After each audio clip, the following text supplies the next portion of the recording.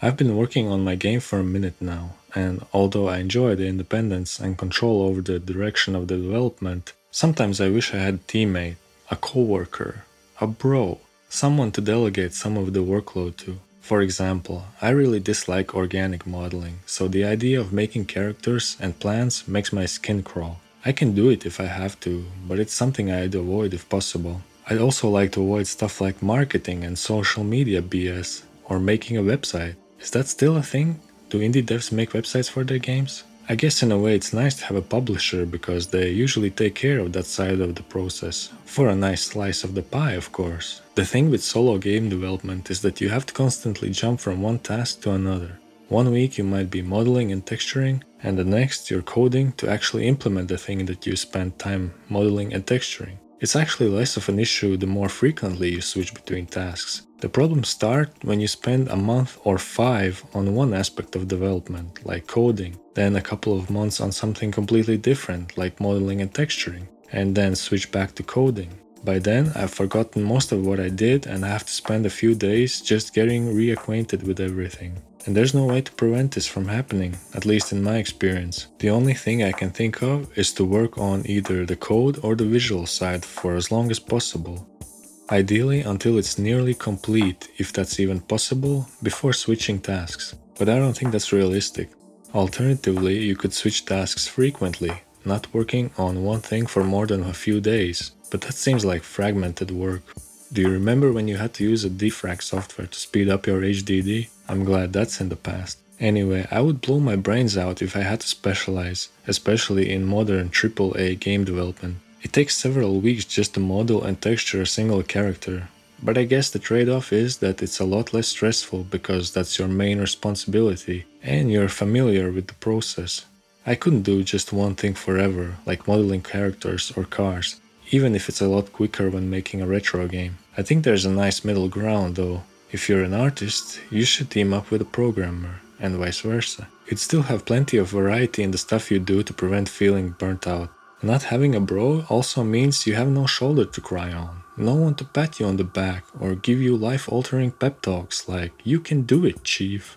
Luckily, I don't need any of that, but sometimes seeing someone you respect kicking ass when you're having a bad day can have a huge boost of motivation. I guess checking out what other game devs are doing on YouTube can have a similar effect. But that's a tricky thing. One moment you're watching how Aaron M. Young is kicking ass, and the next you're watching a 500-year-old Swiss Army knife being restored. Once you're done with that, YouTube recommends a video about how all restoration videos are fake.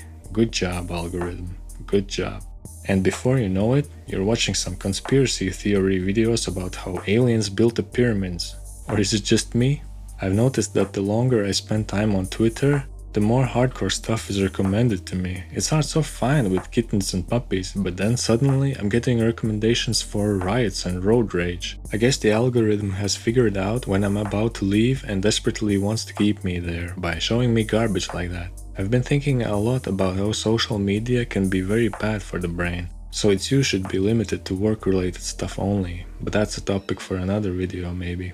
Another downside of being a solo game developer is that I don't have anyone to get feedback from. I know what you're about to say. What about us? Of course, you guys provide valuable feedback, but there's a difference between someone who just watches my videos and someone who actually works on the project. Even if you could play a demo of the game, it wouldn't be the same. It would still be valuable, but there are levels to this. There are things that you can only discuss with someone who knows the project inside out. If I try to talk about it with someone who isn't familiar with what I'm doing, I'd have to spend a lot of time and, more importantly, mental energy explaining how my systems work just to possibly, maybe, get valuable feedback. Even though I consider myself a quite creative person, I do everything my way, which might end up producing similar looking stuff. For instance, I might have buildings of the same type throughout the city because I prefer a certain architectural style, or I might have only badass looking cars on the streets, but there is value in having some less impressive cars too, as they make you appreciate the nicer ones more. I've actually been considering outsourcing some of the art to mix things up a bit. It would also speed up development and allow me to focus on more important tasks than things like street signs and plans. Speaking of speed, having a bro would speed up development, right? I'm sure it wouldn't be twice as fast as working alone, but it would significantly shorten the development time, assuming your bro is just as determined and professional as you. Otherwise, it could lead to issues, clashes of opinion, and eventual falling out, like what happened with the guys from that game dev documentary. Imagine working with someone for a year only for them to suddenly not want to continue. Then you'd have to potentially replace them or reduce the scope of your project. This scenario is why I'm reluctant to team up with anyone. You have to pick the person very carefully, ideally a relative or someone you know personally for a long time. But that's not always possible. In any case, having some sort of contract in place for such events is crucial. Sometimes I wish I could clone myself so I could get more work done simultaneously and exactly how I want it to be done.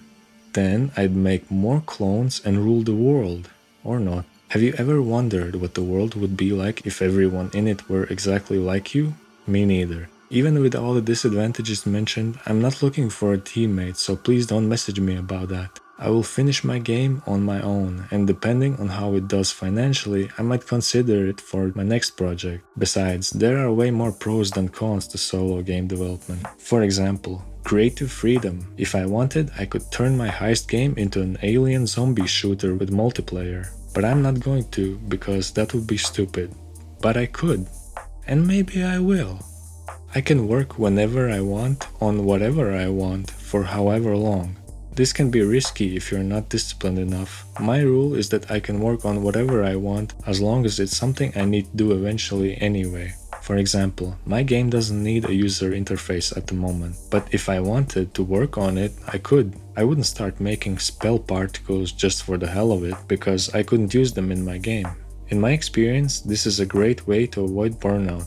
I don't have to be that bro who pats his teammate on the back to motivate them to finally get some work done. I also don't have to worry that their work might not be consistent with what I'm making, whether due to a skill gap or some misunderstanding about the direction of the project. Also, and this is an ego thing, but I like the fact that I have sort of made everything on my own. I say sort of because I didn't make the game engine, and I'm not planning to do that ever, probably.